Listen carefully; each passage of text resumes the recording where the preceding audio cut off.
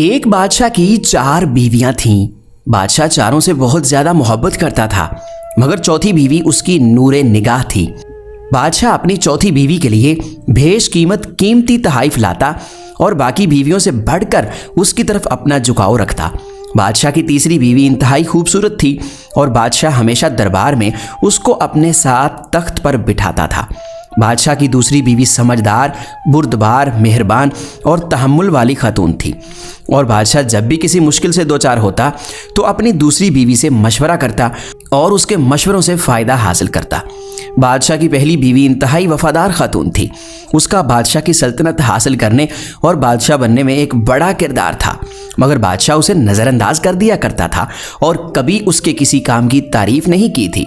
پھر ایک روز بادشاہ بیمار پڑ گیا اور بیماری اتنی بڑھ گئی کہ اسے اپنا دنیا سے جانے کا وقت قریب نظر آنے لگا۔ بادشاہ بولا، میں کیسا بادشاہ ہوں؟ میری 4 بیویاں ہیں اور جب میں مروں گا تو میں تنہا مروں گا۔ پھر وہ اپنی چوتھی بیوی سے بولا، میری نور نظر، میں مرنے والا ہوں، میں چاہتا ہوں تم بھی میرے ساتھ چلو تاکہ قبر کی تنہائی میں میرا ساتھ دے سکو۔ چوتھی بیوی نے بادشاہ کی بات سن کر منہ دوسری طرف پھیر لیا اور پھر کمرے سے باہر چلی گئی۔ دوسری دفعہ بادشاہ نے اپنی تیسری بیوی سے یہی درخواست کی، مگر اس نے بھی ساتھ چلنے سے انکار کر دیا۔ دونوں بیویوں کی ایسی سرد مہری دیکھ کر بادشاہ کا دل ڈوبنے لگا، تو اس نے دوسری بیوی سے ساتھ چلنے کی درخواست کی۔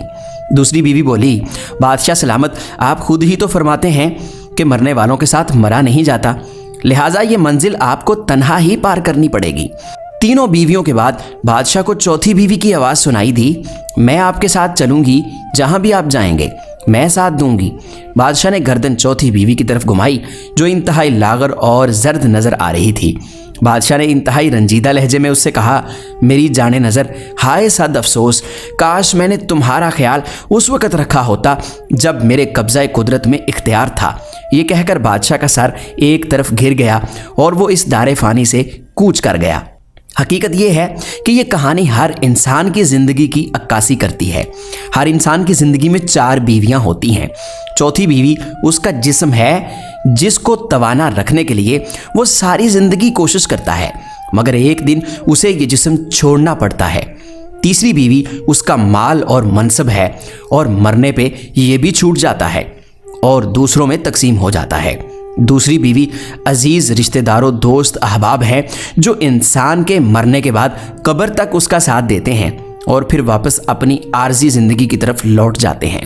پہلی بیوی انسان کی روح ہے اور ساری زندگی خوبصورت جسم حاصل کرنے کی چاہت، دولت و شوکت حاصل کرنے کی آرزو اور عزیز رشتہ داروں، دوستوں کی محفل ہمیں اس کی طرف غور کرنے کا وقت نہیں دیتی، اور جب ہمیں اس کی ضرورت پڑتی ہے تب تک یہ ضعیف و لاغر ہو چکی ہوتی ہے۔